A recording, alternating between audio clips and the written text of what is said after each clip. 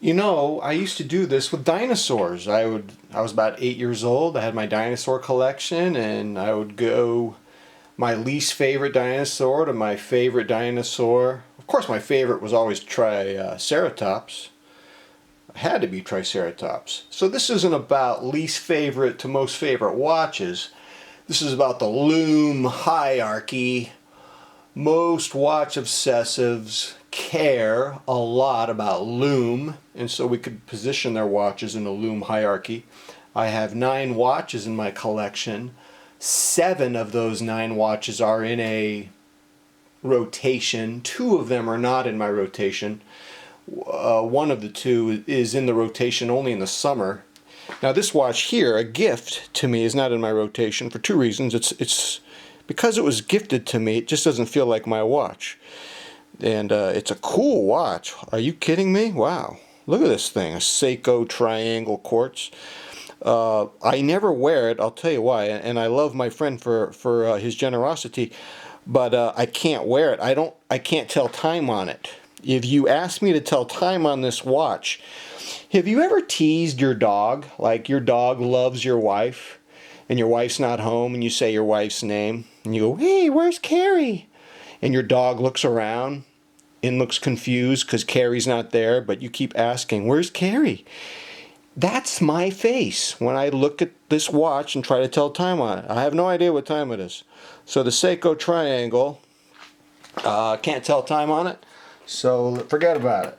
Now this next watch, my Citizen Tough Chrono, see if we can get it in here. This, it's pretty cool, but I can't tell time on it either. And it's not as bad as the Seiko Triangle. And it's not bad for me because I wear it in the day when I'm swimming. It's a Citizen Tough. Why not take it to the beach? And so this also is very difficult to read. Not in my rotation. This I would give it a a semi-lume category. Alright, where do we go now? Now we get to the ones that are in my actual, I need some focus, son. Okay.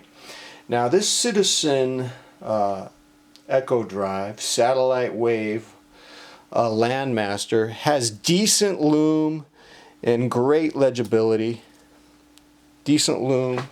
Great legibility, and of course it's tied with the anthracite dial version.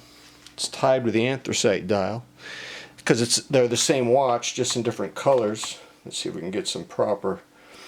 And but these go in my semi-lume category. Showstoppers. I think they're 43.5 millimeters, but they play quite big on the wrist. They play like 45, 46 on the wrist, and so they're part of my 7-watch rotation. And so what I have beyond that, if I can do my math, I have 6 more watches, and these actually have legitimate lume. These actually have legitimate lume, and the lume on the Captain Willard is fine, but it's at the bottom of the actual lume hierarchy. Too much glare. Let me see if I can get the glare. Much better. Okay. And of course I have it on a strap code retro razor bracelet. Some of you like it, some of you don't. What are you going to do? What are you going to do? Ooh, it'd be tough. I think to say some things about the Willard, which I've now been wearing quite a lot for 5 months. Even though the lume is at the bottom of a hierarchy with my other Seiko divers, it's not bad.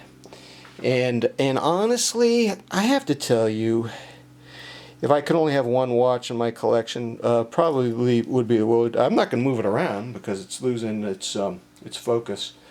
But the Willard, so I have, as we're getting down to the last 6, the Willard is probably at the bottom of the hierarchy.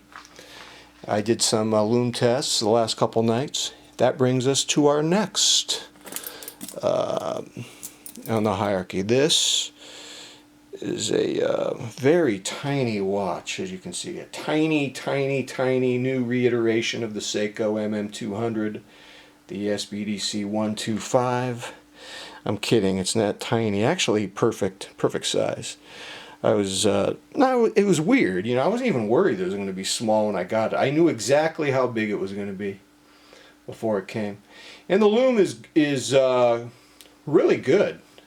And it's better than Willard. It's better than Willard, and I lit it up with an LED flashlight last night, and it's quite good.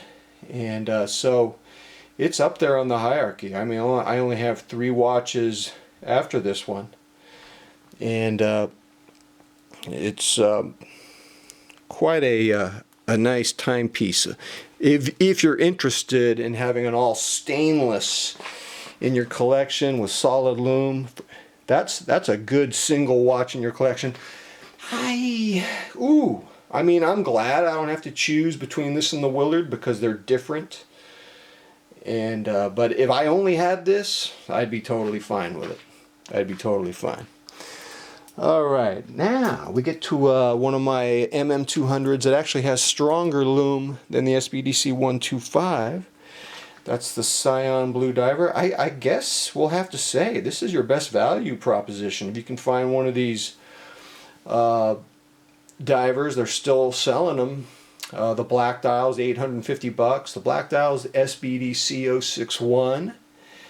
This Cyan Blue dial, which I have a weakness for, is SBDC 065. And it's not as aggressively styled as the one I just showed you, but it's a very beautiful, dressy, elegant watch, and you could pretty much wear it under any circumstance. And the lume is amazing, but the lume, as good as it is on this, it loses out to my tunas. Now I have the same generation of tunas, so I got to put them in the same shot because obviously they're tied for number 1 on the hierarchy. The one in the foreground is the 031 with a black bezel on a hexad strap code. I cannot stand the stock bracelet. It's these thin plates that dig into my wrist, and I believe it may even be the same bracelet that's on the MM300. And if I ever had an MM300, I would have to replace the bracelet. And then the one next to it, of course, is the 033 with a polished diashield case. Now these really, if you're going to go to bed at night, here, you know, wear one of these. These are quite spectacular. You know, if I had 0 watches in my collection and I was really going to be committed to my lume, you know, that SBBN 045 with sapphire, $1,400. I need to get one in 2021, not right away, but maybe over the summer, maybe closer to my birthday in October. I really want to get one for a couple of reasons. One, I would love to have a Seiko tuna with sapphire. 2, I want to compare how the sapphire reflects the light and how it plays over the dial compared to these Hardlex crystals. And 3, Bruce Williams was describing the handset and the big fat lume marks. Sounds like an irresistible package. And it's not something I'm going to jump the gun on anytime soon, but yeah, maybe in the summer or around fall. That's the only watch really that's on my radar screen. And who knows, maybe it would be a disappointment because maybe I wouldn't like the way the sapphire plays over the dial. The Hardlex plays over the dial quite well here. You guys love these pieces. I've been, you know, I get the most positive comments on these 2 Hardlex quartz tunas. Go figure. But look at them. I mean, they're really, they just got a lot of power, man. The Triceratops of the dinosaur collection for a lot of us. All right, ladies and gentlemen, get your dinosaurs out. do your Lume hierarchy. Make sure you're always taking your watch collecting seriously as I do. It's important. Tell me what you think, ladies and gentlemen. Until next time, I'm out.